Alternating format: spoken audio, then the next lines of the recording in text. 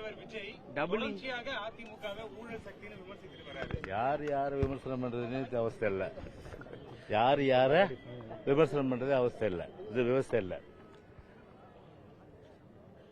விஜய் அவர்கள் அவர் தெளிவுபடுத்தணும்.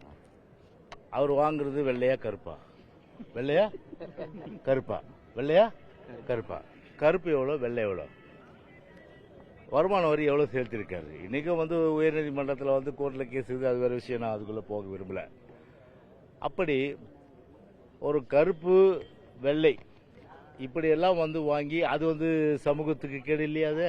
அது உண்மையிலே ஒரு கை சுத்தம், ஊழலுக்கு அப்பாற்பட்டு, அது மட்டும் இல்லாம வாங்குற சம்பளத்தை நான் வெளிப்படையா இவ்வளவுதான் வாங்கினேன், நான் டாக்ஸ் கட்டி இருக்குன்னு சொல்ல முடியுமா? சொல்ல முடியாது. விஜயால கருப்பு அதிகம், வெள்ளை குறைவு. அப்போ டாக்ஸ் அது குறைவு. இது வரி இல்லையாது. அதனால யார் விமர்சனம் பண்றது ஒரு விவசாயிகள் வேணும். சரி, பக்கத்தில் இருக்கிற ஆதவர்ஜனா யாரு? லாட்டரியிலே செல்வம் குவித்தவர் ஆதவர்ஜுனா அவர்கள். அவரை வீட்டில் போய் சாப்பிட்றாரு. இவரு பாவப்பட்ட எவ்வளோ பேருடைய ரத்தத்தை சுரண்டி கொளுத்தவருடைய வீட்டில் போய் இவர் போய் சாப்பிட்றாரு. இவர் சரி, அப்படியே எடுத்துக்கினா கூட சரி. இன்னைக்கு இந்த கட்சியை யாருடைய பணத்தில் நடக்குது? லாட்டரி பணத்தில் தான் நடக்குது. இன்னைக்கு கட்சியை லாட்டரி பணத்தில் இன்னைக்கு நடக்குது.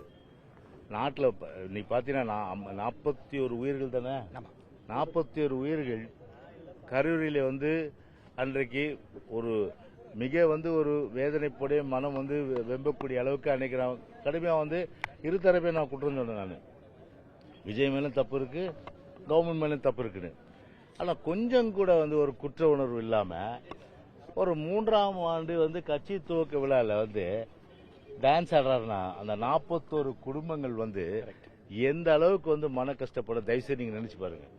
கொஞ்சம் கூட ஈவு இரக்கம் இல்லாத ஒரு தாபேகாவுடைய தலைவராக இருப்பதே உண்மையிலேயே ஒரு அருகதை இல்லைன்னு தான் நிச்சயமா நான் சொல்றேன்.